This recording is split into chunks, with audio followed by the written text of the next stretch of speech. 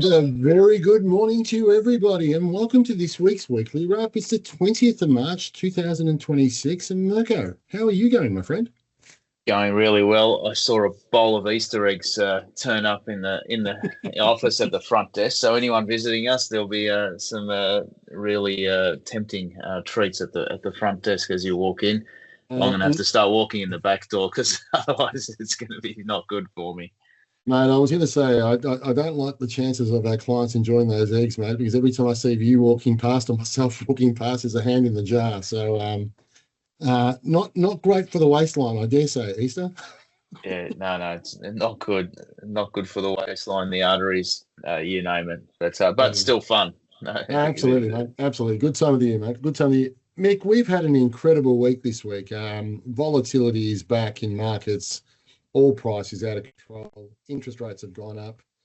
The unemployment number actually went up as well from that point of view. And the R word is very much back in the equation. You want to give us a quick overview on what's happened on markets, and then we can probably do a bit of a deeper dive on the other stuff? yeah, for sure. I think we're starting to sound like the footy show. What a big week in football! It's definitely feeling that way with markets as well, isn't it? It's a lot of volatility out there, but I did take the time to sort of dispel some of these numbers just to give us a bit of a broader, longer term picture to see how sort of things fit. But if I look at flick over to the United States first, we've seen the S&P 500 off 0.38%. So we had a up one day, down one day, a bit all over the shop. Nasdaq pretty level, sort of off 0.5%. So that was pretty. In Australia, we're off about 1.67%. We'll talk about the RBA decision on interest rates and the like, obviously having some effect there. Just having a look at some of those numbers for, say, year to date over the last 12 months. If I go back to the US, the S&P 500 year to date, so as in calendar year to date since January, the market is off 3.49, but the 1 year over the 12-month period, it's up 16%. Mm. So it's when you put it into perspective, it's not as blue as what people would allude to. Nasdaq, similar story year to date since January, off best part of 5%, but up 24% for the last 12 months. This one was surprising in Australia. So the All Ords, so year to date off 3.8, call it off 4% since January, but only up 6% over the last 12 months. So Australia's been a real laggard when it comes to sort of investment markets performance and the like. I suppose it reiterates why we continue to bang on about in portfolios, be very careful of your home country bias, and that's something that we pay a lot of attention to in our investment committees. And pleased to say that our decision to be overweight international equities versus Australia has been the right call that we've had in place for a number of years now on that front. But you did say, Luke, that the RBA met this week. We had a rise in rates, so inflation continues to be a problem. Yeah, no, it does, mate. It does, and I think it's going to be a problem for a while, my friend, because I think there's a couple of things that Australia have kind of been blind to or continue to be blind to, and I think these were problems we were aware of, but we kicked the can down the road and said, "Oh, we'll fix that later on, or we won't worry about it just now."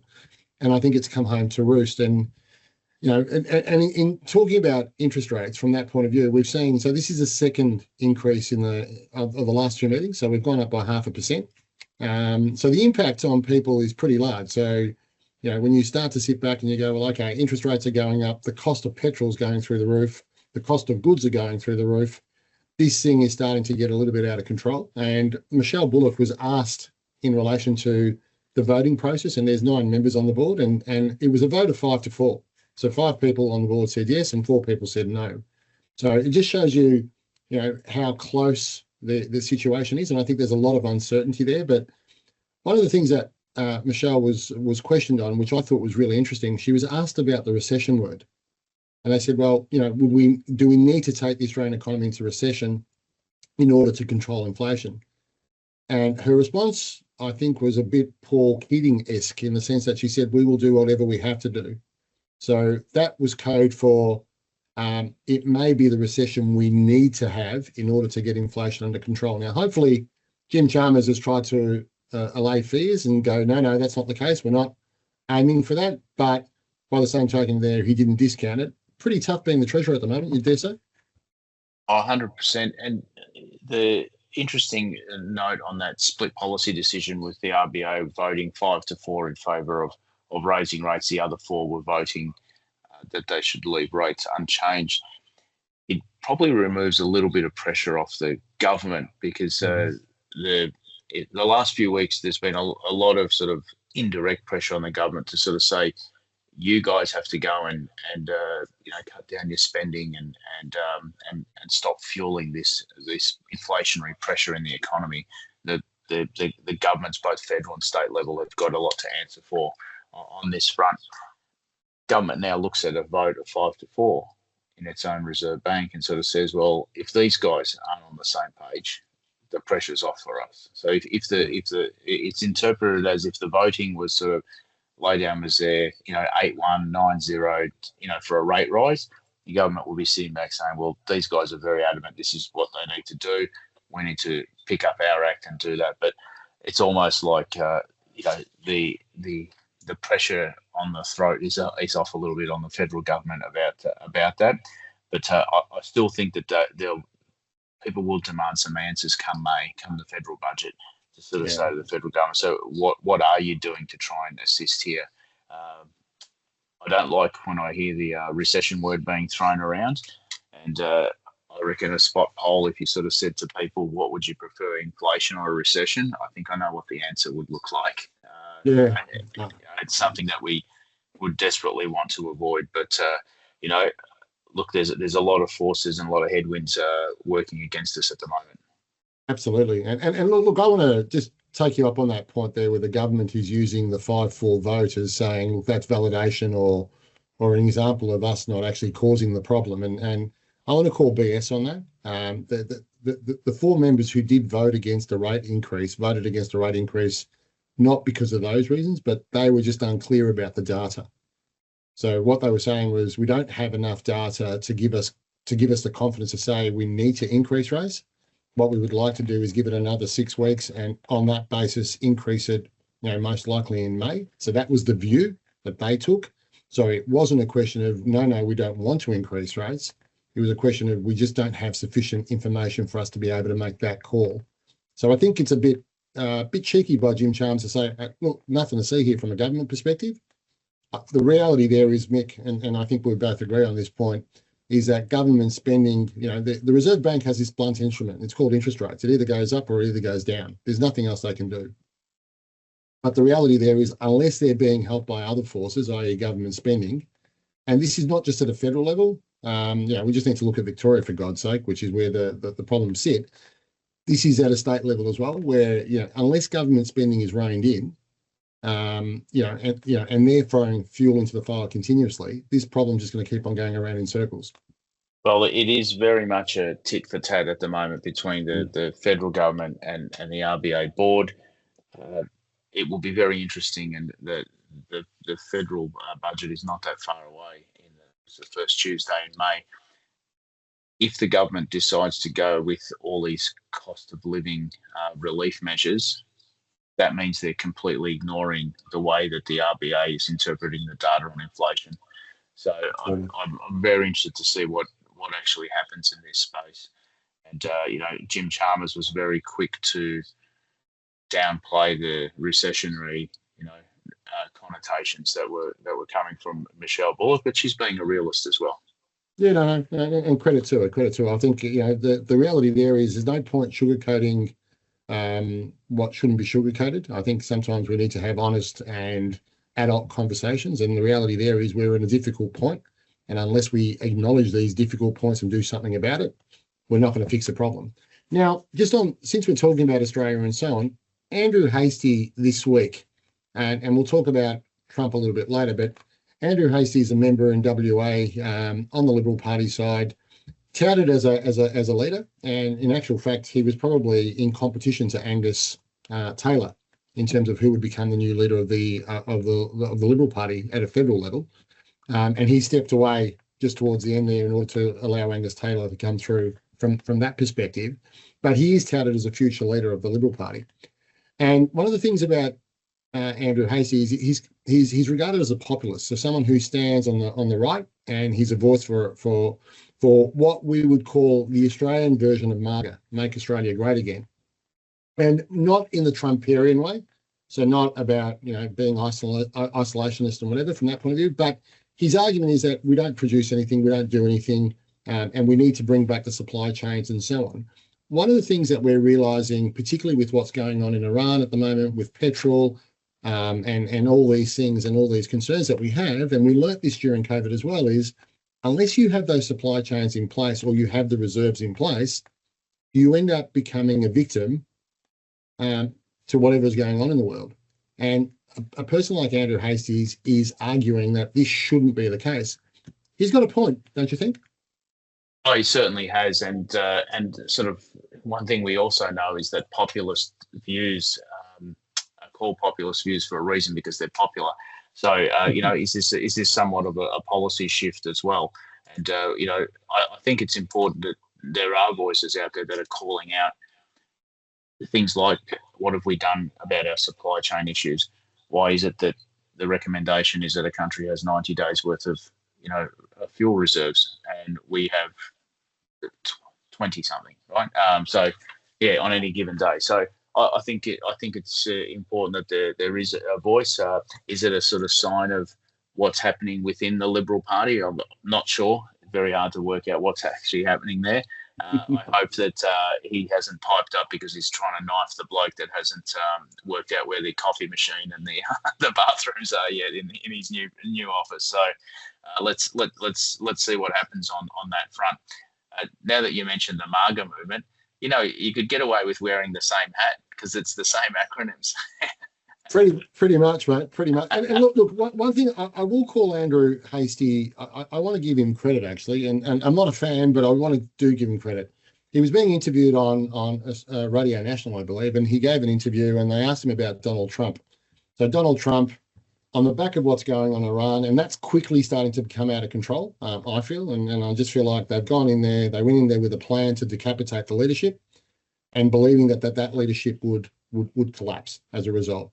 And what they've experienced is a rearguard action, and a rearguard action that they probably didn't anticipate, where Iran isn't fighting against Israel and America as in troops and whatever from that point of view, but they're attacking critical resources and infrastructure, which is causing untold grief, not only to America and Israel, but to the rest of the world. So from that point of view. So that's where I think now Donald Trump clearly who's been very critical of allies, very critical of NATO, and very critical of everybody who'd listened to him from that point of view, during the course of the week turned around and said he has an expectation that the allies would send forces, be it boats and whatever from that point of view, to protect the Strait of Hormuz from that point of view, to allow the safe passage of oil through the thing. And all the allies have kind of sat back and said, don't think so from that point of view.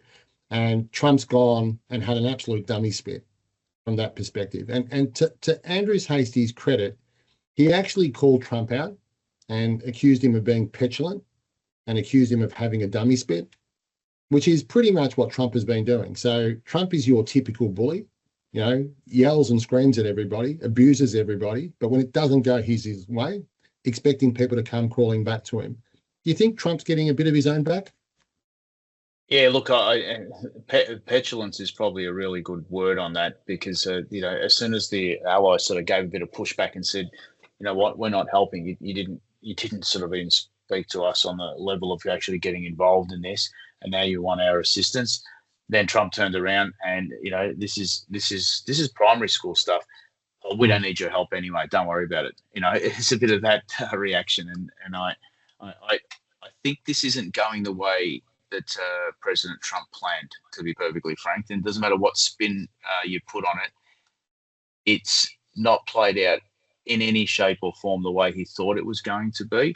And now the world is like raising eyebrows and saying, hang on a second, you started this mess. You better sort this out. Mm. I do agree with you, mate. And my biggest issue here is you've got a very desperate man who is incredibly unhinged, impacting not only the outcome for himself and his country, but the outcome for the globe. And that's the frightening bit. And I think, in attacking Iran, what he didn't realize was that Iran is not an Iraq with 15 million people or a Syria with 20 million people, but this is a 90 million people population, of which 30% or 35% are extreme and fundamental to the regime.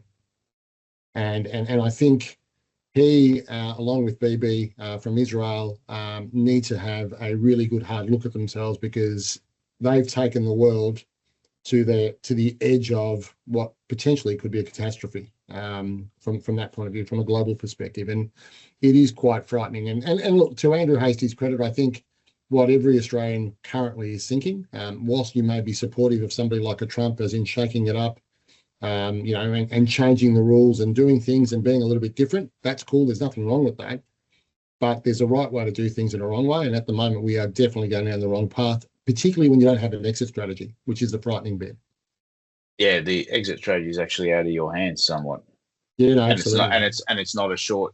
This isn't a short term fix turnaround. Yeah, if you look at even the oil supply scenario that we've got, and one of the things that Hasty does raise is, goes, you can't outsource your reliance on energy, you can't outsource your reliance on defence and the like.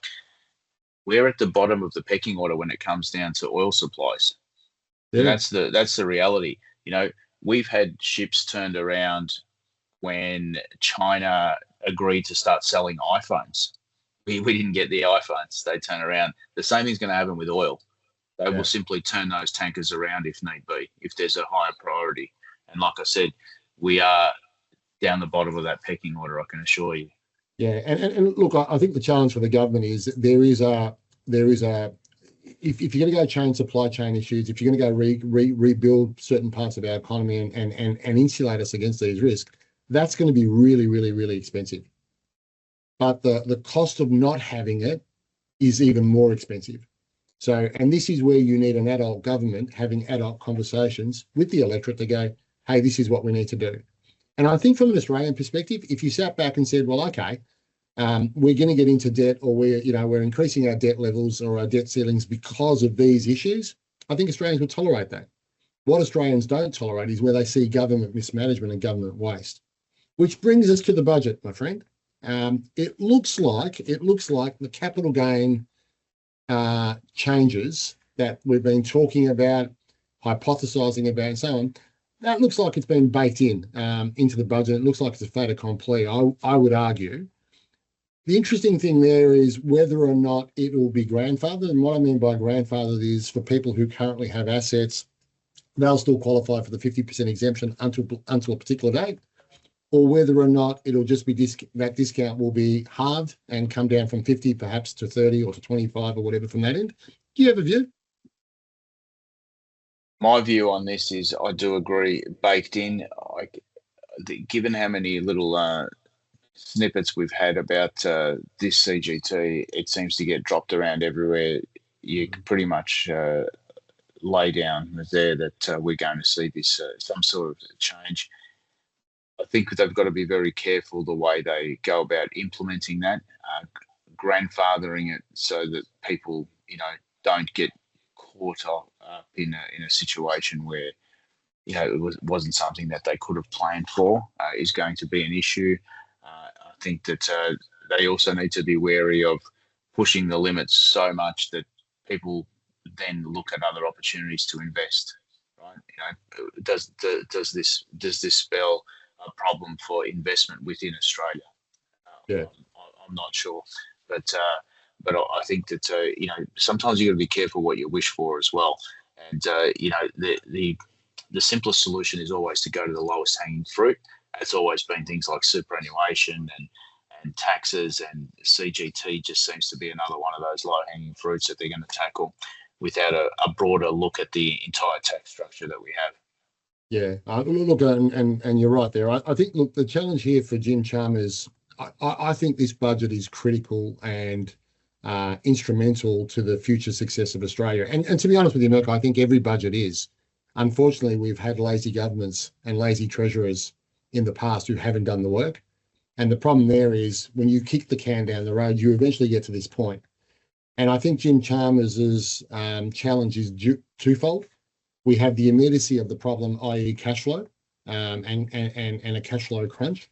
And on that cash flow and cost of living crunch, things like tax reform and trying to address the imbalance between working and not working and the amount of tax that one pays, I think is an important challenge, because the reality there is if you rip out incentive from the system and you take out the desire or the rewards that people get from working from that point of view and you overtax them on that side, they just won't do it. And your productivity goes to the toilet. So I think there needs to be a look at between the income and the capital side of things. Longer term, however, I think we do need structural reform. And I think Jim Chalmers, given the uncertainty of what's going on in the world, I think given what's going on currently in terms of cash flow and cost of living and so on, I think he's got the license to be brave. Now, the challenge will be whether or not he is able to do that. And when I say able to do that, I think he wants to do that. I think he has these aspirations or dreams that he could be a Keating S-type treasurer from that point of view. In saying that, he's got a prime minister who is desperately trying to be safe. And when you're desperately trying to be safe, when you can't afford to be safe, that's a dangerous place to play, I would say. Well, I reckon the next federal election is what's at 2028. So what are we, 2026? You'd think that if there was an opportunity to be brave, this is the one. This is the one, right? You're not going to get away with it next year. It's too close to the next election. We know how always back self-interest works. So this is your opportunity to be brave and be in a position where you've now got a couple of years to show people why you were brave and why that was the right move for Australia. Whether it happens or not, I don't know. I really think we need it, but I don't know that we'll see it. Yeah, no, I couldn't agree with you more. But if you think about it, like going back in the old days when we were still back at uni, in our old uni days, yeah, and you had Paul Keating present the budget that was pretty ordinary, I think, in that first year. And then in year 3, and I remember the quote, this is the one that brings home the bacon. And you just got to step back and you thought, that's what Jim Chalmers needs to do. I think he needs to be brave. I think he just needs to go, okay, this is what we need to do for the betterment of the country, not to get re-elected, not to worry about his political future, but for the betterment of the country. Now, one thing I do, and I think we should mention this, the 20th of March is Indexation Day. So the 20th of March and the 20th of September, twice a year, things get indexed from that point of view. And it's Indexation Day. So for everyone who's on an age pension from that point of view, for a single, your pension is going to increase by $22.20 per fortnight, which is fantastic. And if you're a member of a couple in receipt of an age pension from that point of view, you're each going to increase, or you're each going to receive $16.70 per fortnight, which is $33.40 combined. So to give you an idea here, at a single rate, the full pension today is $1,200.90, and at a couple rate, it's $905.20 from that point of view. When you start to extrapolate this backwards and you go, well, $1,200 times 26, that's about 31, 32 grand a year. That's not a lot of money to live, is it, Mirko? Not at all. And when you said $33.40 combined, I just chuckled because based on what I saw on the petrol bowser this morning, that's 10 litres of petrol that you can buy yourself. Now, when you fill your little jerry can for your mower, that's a 5-litre can. So put that into perspective. Look, I don't know that it's going to provide a lot of relief. I'm glad to see that it's going up. But what else is going up, Luke, in this space? Some bad news, actually, for a lot of people out there. Deeming rates have been adjusted as well. So if you remember, deeming rates have been kind of fixed since COVID, and the government didn't want to touch it pre the election because, mate, why would you? You'd absolutely annoy the crap out of everyone. So what they've done is they've increased the lower threshold. So the lower threshold previously was at 0.75. Now that's increasing to 1.25.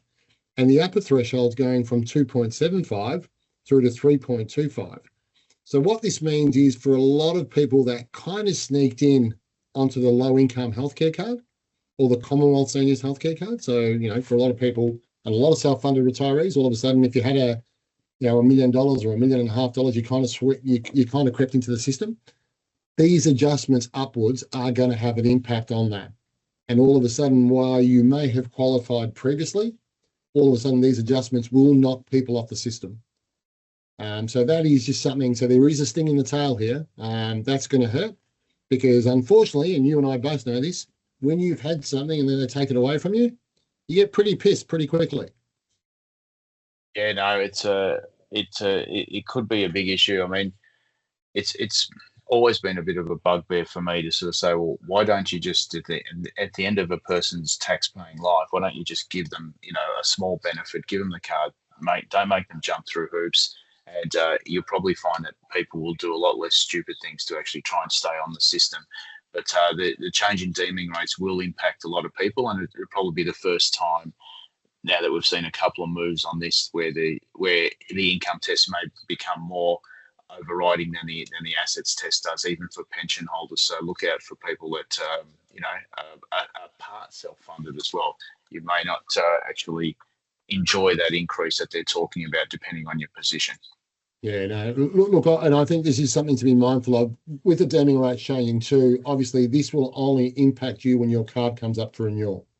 So if you've just renewed from that point of view and you were close, and you're now going to be off the system, you'll be off the system as of the next time your card comes up for renewal. So that's a bit of a bonus. But the reality here is just be aware that if you were very close to the line, this adjustment in deeming rates probably is going to push you over the line from that perspective. So it's just something to be mindful of. And it was always coming. The fact that the government had deferred it for so long was just a bonus. And they used the guise of cost of living. But clearly everyone's trying to back up their own budgets, and you can see what's happening here from that end. Mirko, I guess in a one-word answer, and just mindful of time, the Iran situation, out of control, yes or no? Yes. Yeah. It's frightening where this is going, it's frightening where this is going. It's just, it is a worry. Now, mate, what have you got planned this weekend? Anything exciting? Pretty quiet this weekend, Luke. I think I'll enjoy the big shout out Matildas Saturday night playing in the Asian Cup final on home soil. That's right. So playing against Japan, so will be a very tough game for the Matildas because Japan is scoring goals for fun. I think they've scored something like 18 goals in the time or something insane, and conceded maybe one or two. So it will be a tough game. Let's hope the girls can get it done so that we can win a trophy that they thoroughly deserve for this golden generation that we have. Yeah, and a shout out to the girls. The quality of football has been fantastic. The ability of Sam Kerr, Caitlin Ford, who we love enormously. She's just absolutely awesome in terms of the way she plays the game. And that pass the other night, as in the through ball to Sam for the goal to be scored, was just that's a footballer. That's someone who sees the game evolve and happen before your very eyes. So to her credit, that was a cracking pass. Yeah, some of our players are absolute world class, and that's why they play in the best leagues in the world and win Champions Leagues and the like. So the quality is actually unbelievable. So be sure to get behind them and support them. No, absolutely. And I dare say you'll be on the North Melbourne bandwagon, mate. You absolutely had a cracking game last week, my friend. Look, I don't want to talk it up too early, but I've cancelled all my plans for September. No travel for me. I'll be focusing on finals, guys. Oh, well, look, I'm glad you did, because after I watched the second quarter of Essendon versus Hawthorn, I booked something in September and said I don't need to be here, full stop. Too funny. Well, at least someone's going to be in the office. I'm glad. That's good. Thanks for covering, mate. No, my pleasure, mate. My pleasure. Well, look, you have a cracking weekend. To all our wonderful clients out there, enjoy the weekend as well. Sit down, grab a good book, read, disconnect from your iPads and your phones and all the bad news out there from that point of view. Don't worry about that sort of stuff. Markets, yes, they've been a little bit volatile, but things are still under control. Remember, you put a good plan in place. Nothing needs to worry about from that point of view. And until we chat next week, take care, all the very best, and speak soon. Cheers, guys. See you guys. Bye-bye.